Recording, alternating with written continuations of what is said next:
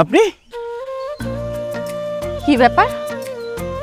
বাড়িতে যাই, রাস্তায় যাই, যেইখানে যাই আপনারা দেখি, মতলবটা কি? আমার তো একই কথা। আমি এই গ্রামে আসছি খাসি কিনতে, আপনার সাথে কিভাবে দেখা হয়ে গেল? আমার কি মনে হয় জানেন, আল্লাহ আজকে দেখা ওটা লিখে রাখছিল। এই পাড়ায় আমার বান্ধবীর বাড়ি, আমি আসছি তার সাথে দেখা করতে।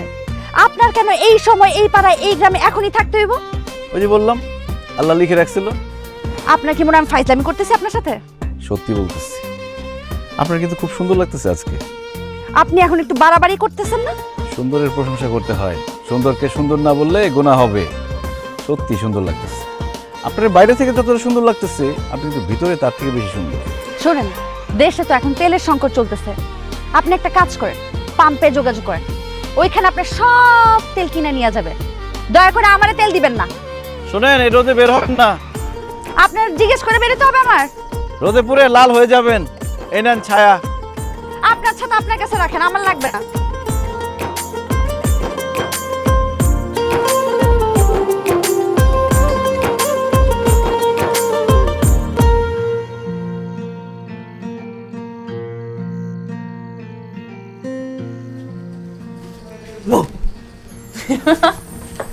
তুমি এখানে? হ্যাঁ, আমার কথা ভাবতেছিল। কেন? কেন বোঝো না? না, বুঝি না। তোমার মুখ থেকে শুনতে ইচ্ছা করতেছে, তুমি বলো। যারে ভালো লাগে মানুষ তো তার কথাই ভাববে, মন তো বাইরে রাখা যায় না। মোহ। তুমি আমার রূপের মোহে পড়ছো, ভালোবাসা না। ঠিক আছে, ধরে নিলাম আমি মোহে পড়ছি, কিন্তু মোহ থেকে তো ভালোবাসার জন্ম নেয়। এত অল্পতে কি ভালোবাসা হয়?